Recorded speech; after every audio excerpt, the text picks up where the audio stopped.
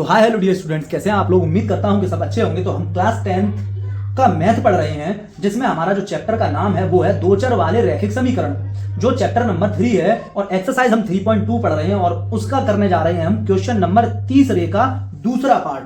Question number 30 का दूसरा part जो बच्चों आपके सामने है। क्वेश्चन क्या कह रहा है आप सामने से पढ़ सकते हैं। दो संपूरक कोणों से बड़ा कोण छोटे कोण से 18 डिग्री अधिक है, उन्हें ज्ञात करो। मतलब उन दोनों कोणों को ज्ञात करो। मतलब यहां पर दो चीजें हैं, वो दो चीजें हमें ज्ञात करनी है। दो चीजें ज्ञात करनी है तो दो समीकरण भी बनाने होंगे। ठीक है, अब यहां पर हम एक बात ये समझें कि दो संपूरक कोण, संपूरक कोण का क्या मतलब है। संपूरक कोण, संपूरक कोण का मतलब दो कोण का योग 180। संपूरक कोण का मतलब दो कोण का योग 180। 180 मतलब कोई दो कोण है, एक कोण θ1 और दूसरा कोण है θ2, दोनों का योग आ जाना चाहिए 180। दो कोण है, दो कोण है इस तरह से। अब बच्चों एक कोण बड़ा है और एक कोण छोटा है। मैंने ये माना बच्चों, माना जो आपका एक जो कोण है, एक कोण है जो कि बड़ा है, एक कोण हमने माना जो एक कोण है और जो कि बड़ा है, उसको मान लिया हमने x, क्योंकि हमने बड़े और छोटे दोनों कोण उसने पूछे हैं और उन्हीं दोनों कोण को हम मान लेंगे। जो उसने पूछा उसी को हम मान लेंगे। ठीक है, हाँ, तो बड़ा कोण हमने मान लिया, एक कोण x मान लिया और हम मान लेंगे दूसरा यानी जो कि छोटा होगा कोण मान लिया हमने y। अब वो हमसे जो भी कहे या ना कहे, हम जानते हैं कि इन दोनों कोणों का योग, क्योंकि ये दोनों कोण संपूरक हैं, दो संपूरक कोण है, तो संपूरक कोण में हम जानते हैं कि दोनों का योग x प्लस वाई बराबर कितना होता है, 180 होता है। ये हमारी इक्वेशन हो गई एक।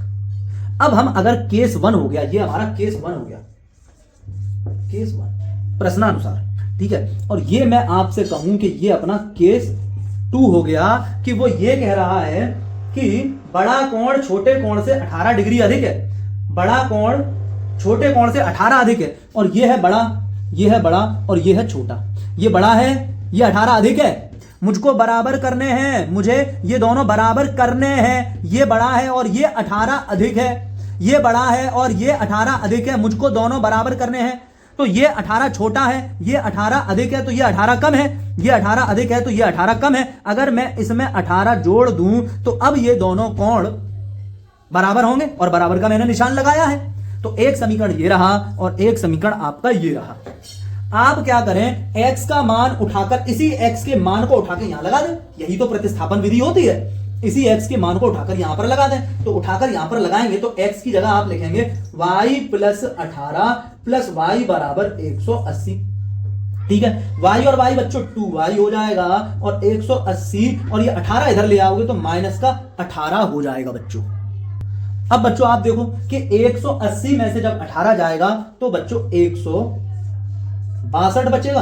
अब y में 2 क्या कर रहा है, गुणा। y में 2 क्या कर रहा है, गुणा। तो इधर लेकर आऊंगा 2, इधर लेकर आऊंगा 2, जब तो y अकेला होगा तभी तो मैं कहूंगा कि y का मान ये है। तो इधर लेकर आऊंगा 2, तो इधर लेकर आऊंगा तो इधर 2 क्या करेगा, भाग करेगा तो भाग करा दो। तो 2 अट्ठे 16 और 2 एकम 2, तो बच्चों y का मान आ गया 81। मतलब एक कोण आ गया आपका 81। और 81 कैसा आया है, छोटा वाला कोण आ गया आपका 81। छोटा भाई माना, छोटा आ गया आपका 81। तो बड़ा कितना आएगा, 81 में 18 जोड़ दोगे, क्योंकि बड़ा जो है वो 18 ज्यादा है। तो बच्चों या फिर आप ऐसे समझ लो कि y का मान यहां रख दो। तो x बराबर y की जगह, x बराबर y की जगह 81 प्लस 18। अब इन दोनों को जब आप जोड़ोगे तो आपका हो जाएगा x बराबर 99। x बराबर आपका आ जाएगा 99। हमने दोनों कोण पता कर लिए, जो दोनों कोण उसने हमसे पूछे थे। बच्चों बात समझ में आ पाई है आपके।